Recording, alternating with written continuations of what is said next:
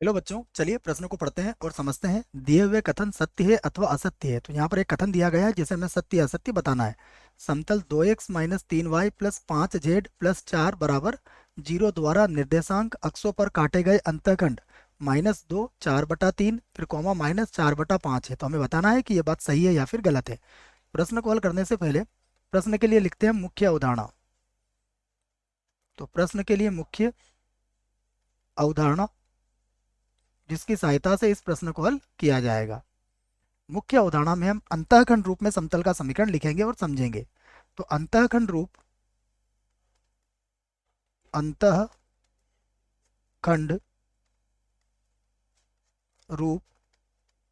में समतल का समीकरण यह होता है x/a plus y/b plus z/c बराबर 1। तो यह अंतःखंड रूप में समतल का समीकरण होता है। यहाँ पर a b c क्या होते हैं? क्रमशः अक्षों पर काटे गए अंतःखंडों की लंबाइयाँ होती है। तो ये बात याद रखना है आपको।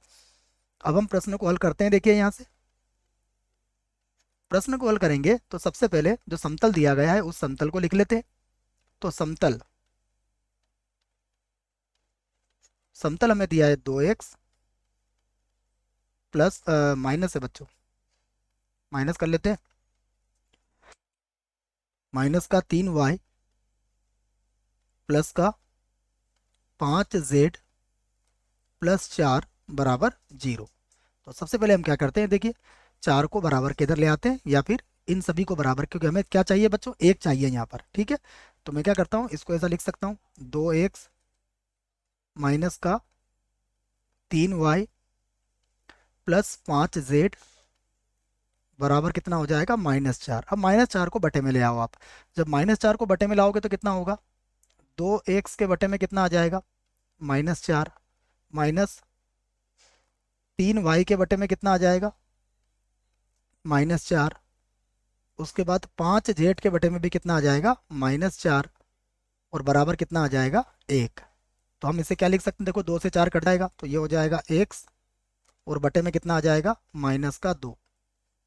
ये मिलेगा आपको। ये माइनस माइनस क्या बन जाएगा? प्लस बन जाएगा। और ये हो जाएगा y और बटे में क्या लिख दोगे आप? 4/3। उसके बाद फिर प्लस ये होगा z और इसके बटे में क्या लिख दोगे आप? -4 और बटे में आ जाएगा इसके 5 बराबर कितना आ जाएगा? 1। तो ये कौन सा रूप हो गया बच्चों? हम कह सकते हैं कि जो जो समतल का जो समतल का अंतःखंड रूप है, जो समतल का अंतःखंड रूप है। तो ये अंतःखंड रूप आ गया। इसका मतलब हुआ कि x y और z पर कटे अंतःखंड क्या हो जाएंगे बच्चों? तो मैं लिख देता हूँ यहाँ पर a बराबर कितना आ जाएगा, या फिर आप कह सकते हो कि निर्देशांक अक्षों पर कटे अंतःखंड। यहाँ लिख देते हैं हम, अतः निर्देशांक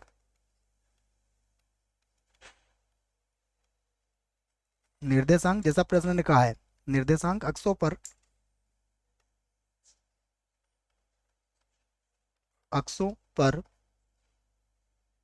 कटे कटे लिखा है ना बच्चों? जी हाँ, कटे अंतःखंड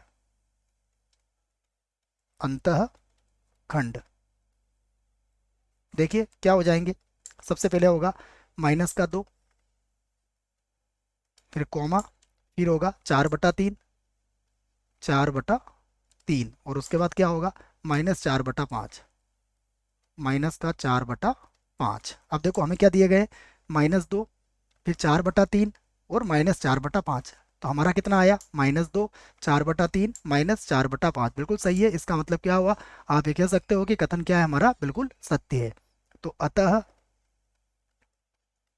अतः कथन क्या है? सत्य है, सत्य है। प्रश्न का उत्तर हमें मिल चुका है। आशा करता हूं बच्चों प्रश्न का उत्तर समझ में आया होगा। धन्यवाद।